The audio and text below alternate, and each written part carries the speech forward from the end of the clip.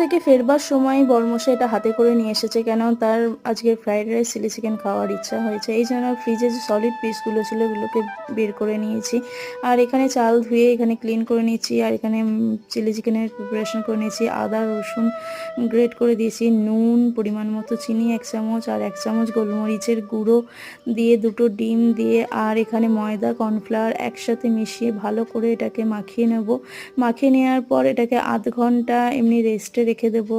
আর এখানে পেঁয়াজ capsicum cube করে কেটে নিয়েছি। আর ফ্রাইড রাইসের জন্য এখানে হাঁড়িতে জল বসিয়ে দিয়েছি। আর মাংসগুলো এখানে হালকা করে ভেজে নেব।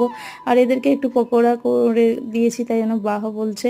আর সস দিয়ে ভালো করে টস করে নেবো। আর এখানে চিংসে চিলি চিকেন মশলাটা বের করে নেবো, অর্ধেকটা, 10 টাকার প্যাকেট।